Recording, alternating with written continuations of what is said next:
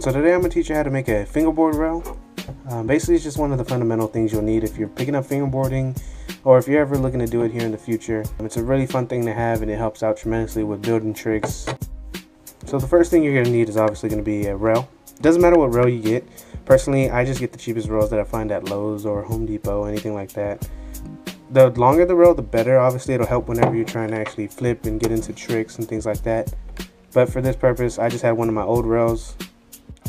Alright, so the next thing you're going to need is going to be a nice piece of wood. It doesn't really matter what size it is, just as long as you can get the screws through it and it'll hold down the rail pretty firmly. You don't want a rail that has really long screws and a small piece of wood, because then you're just going to get in the same problem that I used to have with this one, and it's just going to shake about until it rips off eventually. But to make it a little bit easier on me, I choose to just drill these with the drill bits out, drill into the wood here.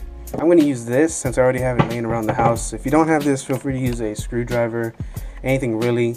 You can always just, like I said, drill straight into here or use a screwdriver to get it through, depending on how hard you're actually trying to work at it. But yeah, here we go. So one thing that I like to do that makes it easier for me whenever it goes to drilling in the actual rail into the wood is to get the bottom part of the wood and then just line this up to where it's even and in the center, and just actually line out the rail just to get a good outline where you know that way you can drill through evenly without having to guess work.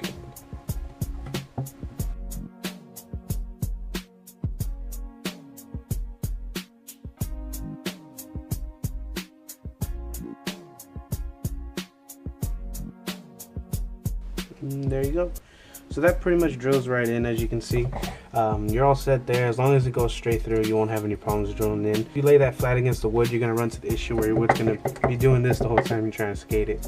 So just to make that easier, like I said, I use a bigger drill just to account for that. All you got to do is grab your rail, line it up, and then just drill it in using a regular drill. Yeah, and there you go. So once you get all that done, you're pretty much set. As you can see here, it's not the best job, but it'll work. It's countersunk, so it's flat here, so whenever you put it down, no wobbles, no movement. The rail's pretty solid. So yeah, then you can just go ahead and get straight into session in it.